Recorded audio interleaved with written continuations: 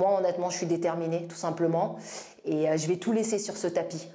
Quoi qu'il arrive, je laisserai tout parce que j'ai beaucoup travaillé. Et puis, il se passera ce qui se passera. Mais en tout cas, moi, j'aurais vraiment fait mon travail à 200%.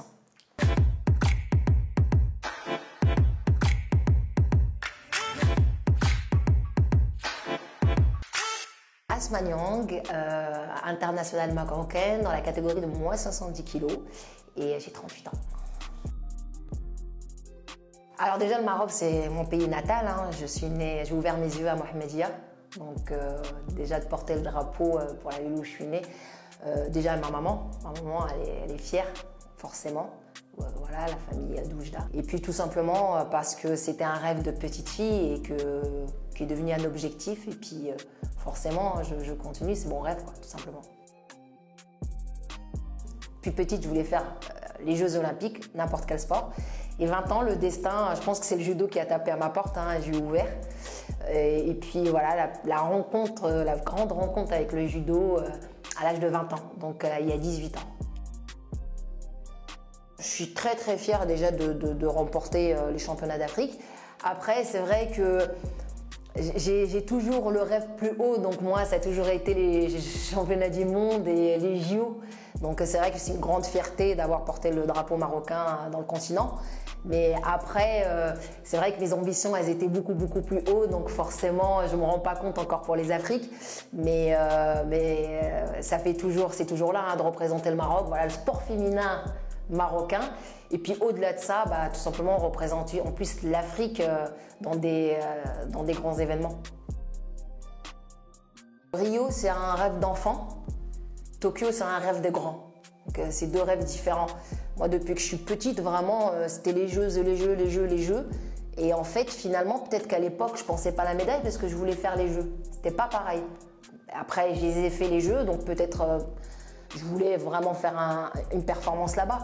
Après, j'ai vu ce que c'était maintenant. C'est bon. Donc là, on passe aux choses sérieuses. On est vraiment dans la dernière ligne droite. Je commence à me sentir bien. Je commence à prendre confiance avec le staff avec qui je travaille. Et je sais que ce qui va faire la différence, je pense que c'est vraiment ma tête. Au Maroc, il y a un potentiel humain qui est juste extraordinaire dans tous les sports et là au judo.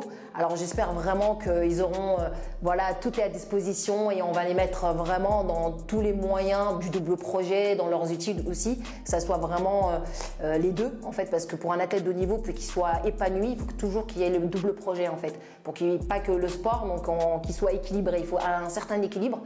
Et donc du coup, voilà, j'espère vraiment de tout cœur que je vais donner un bon témoin. Et puis de toute façon, je laisse quand même une trace pour la jeunesse qui peuvent justement suivre. Parce que moi j'étais inspirée et j'espère qu'ils pourront être inspirés à leur tour. Je compte avec des gens en parallèle ouvrir une structure justement ici pour vraiment sur la psychologie du sport au Maroc. Justement parce que ce domaine-là, on n'en parle pas du tout. C'est encore tabou. J'aimerais bien justement rendre ça normal en fait. Parce que la prépa mentale fait partie des 4 piliers de la performance. Il y a la prépa physique, le technique, le tactique, mais il ne faut pas oublier s'il n'est pas là. Donc tant que coach qui s'occupe des muscles, il y a des coachs qui s'occupent de là-haut et il faut qu'ils soient diplômés surtout. Donc moi j'aimerais en fait pousser sur la formation. Ce qu'on aimerait ouvrir le projet, c'est d'ouvrir sur les formations pour former des coachs, former tous les gens qui accompagnent des athlètes, créer de la bonne formation pour pouvoir au mieux accompagner des athlètes. Comme on dit, l'esprit domine la matière, c'est le nom de ma boîte.